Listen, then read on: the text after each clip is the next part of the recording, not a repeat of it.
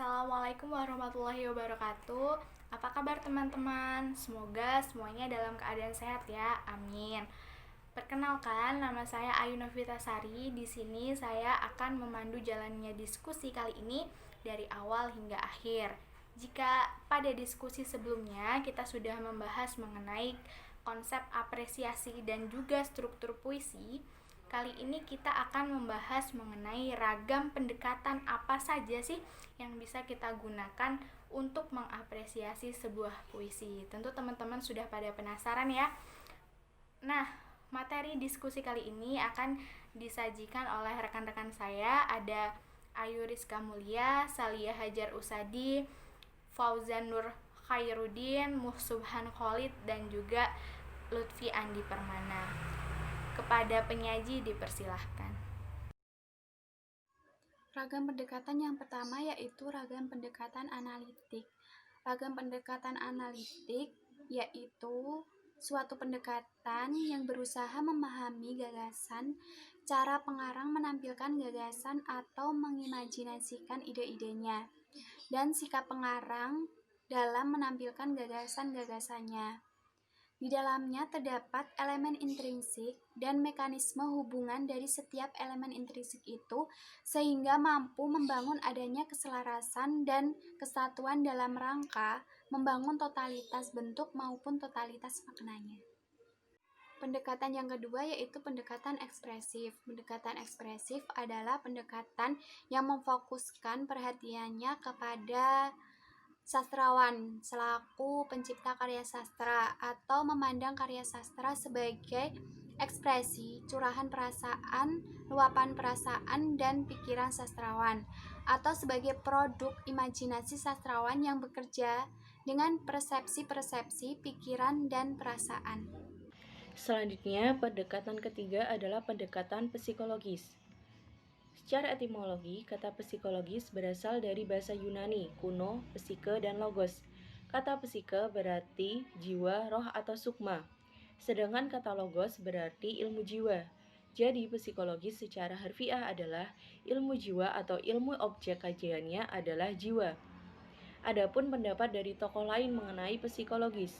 Menurut Siswantoro, psikologi sebagai ilmu jiwa yang menekankan perhatian studinya pada manusia, terutama pada perilaku manusia. Berbicara tentang manusia, psikologis terlihat lebih jelas karena mempelajari perilaku. Perilaku manusia tidak terlepas pada aspek kehidupan yang membungkusnya dan mewarnai perilakunya. Hal ini dikatakan oleh Theo. Selain itu, juga terdapat konsep psikologi sastra yang disampaikan Sigmund Freud. Dalam konsepnya, Freud bertolak pada psikologis umum. Dia menyatakan bahwa dalam diri manusia ada 3 bagian, yaitu ide, ego, dan superego. Kemudian, yang keempat adalah pendekatan objektif. Pendekatan objektif adalah memandang dan menelaah sastra dari segi intrinsik pada bangunan struktur puisi, meliputi bunyi, kata, lari atau baris, bait, tipografi untuk mengarahkan siswa menulis puisi dengan baik. Adapun manfaat pendekatan objektif dalam apresiasi sastra diantaranya 1. Menumbuhkan sikap positif terhadap pembelajaran sastra. Yang kedua, meningkatkan minat siswa untuk belajar. Yang ketiga, meningkatkan motivasi belajar. Dan keempat, meningkatkan apresiasi puisi sekaligus kemampuan menulis puisi. Selanjutnya yang kelima, pendekatan parafratis. Pendekatan parafratis adalah strategi pemahaman kandungan makna dalam suatu cipta sastra dengan jalan mengungkapkan kembali gagasan yang disampaikan pengarang dengan menggunakan kata-kata maupun kalimat yang berbeda dengan kata-kata dan kalimat digunakan pengarangnya. Pendekatan parafratis ini berangkat dari sebuah asumsi bahwa kata-kata dalam puisi pada umumnya padat dan sering mengalami elipsis atau penghilangan. Parafratis bisa dilakukan dengan 2 macam teknik, yaitu melengkapi bagian-bagian yang terelips dari puisi tersebut baik yang berupa ejaan maupun kata atau frase, dan menulis kembali dengan kalimat lain maksud dari baris-baris puisi. Yang keenam adalah pendekatan emotif. Pendekatan emotif adalah pendekatan yang berupaya untuk menemukan unsur-unsur penting yang berpengaruh terhadap pembaca. Dengan demikian, unsur apakah yang begitu menyentuh pembaca dalam sebuah puisi akan menjadi pernyataan mendasar. Pemahaman pembaca terhadap sebuah feeling dan tone dalam puisi akan berpengaruh besar dalam menentukan keberhasilan. Baik, yang terakhir dari ragam pendekatan apresiasi puisi adalah pendekatan mimesis. Pendekatan mimesis itu sendiri memandang bahwa sebuah puisi merupakan tiruan dari suatu kejadian alam atau sosial. Di sini juga pendekatan ini sangat cocok untuk menerapkan atau memuat realistis potret-potret kehidupan baik sosial dan alam. Selain itu, yang menggunakan pendekatan ini adalah Aristoteles. Terima kasih kepada penyaji yang telah menyampaikan materinya dengan luar biasa sekali ya. Selanjutnya saya akan membuka sesi tanya jawab. Saya beri kesempatan untuk 3 orang penanya, silakan. Ya, sebelumnya terima kasih kepada moderator. Saya Lisa Widianingsi dengan NIM 1831511092. Mengenai yang telah dijelaskan oleh penyaji, kita telah mengetahui bahwa dalam mengapresiasi puisi dikenal dengan berbagai macam pendekatan, diantaranya ada objektif, mimetis, ekspresif, parafrase, dan yang lainnya. Saya ingin bertanya, mengapa suatu pendekatan itu penting untuk dilakukan dalam mengapresiasi puisi? Dan kebanyakan para penyair itu memilih pendekatan yang mana? Kemudian berikan contohnya. Sekian pertanyaan dari saya, mohon untuk dijawab. Terima kasih. Assalamualaikum warahmatullahi wabarakatuh. Saya Fadila Fatwa ingin bertanya mengenai materi yang telah disampaikan di atas, yaitu tentang ragam pendekatan dalam apresiasi.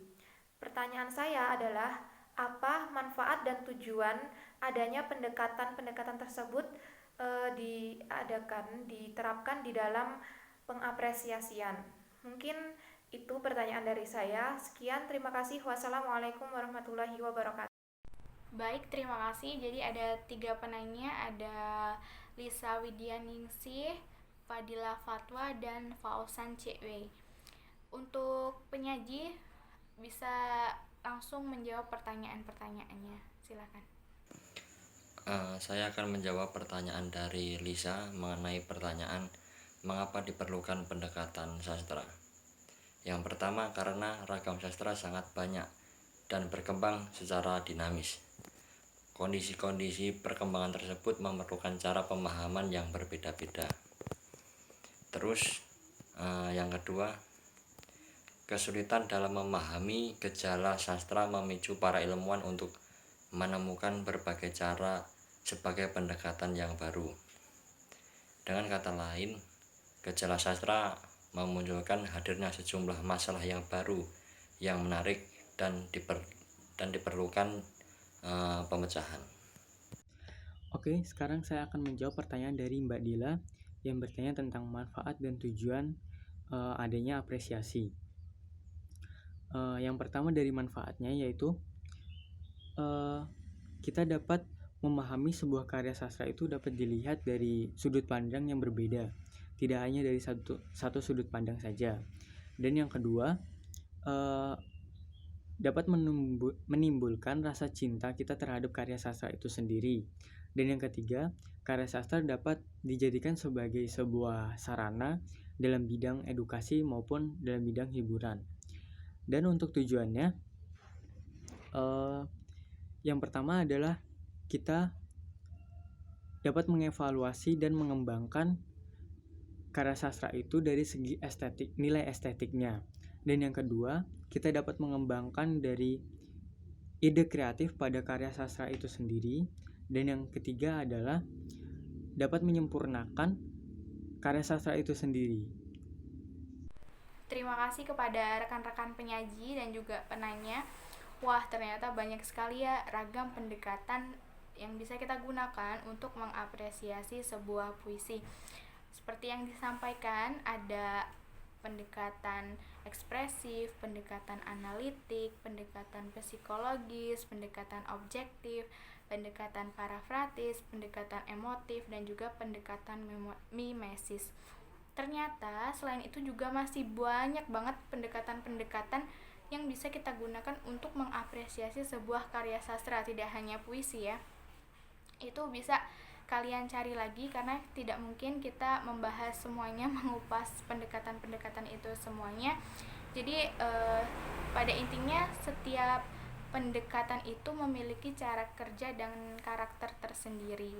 Apresiasi itu kan sebuah proses. Nah, pendekatan-pendekatan inilah yang akan membantu kita dalam mengapresiasi sebuah karya sastra, baik itu puisi dan juga lain sebagainya.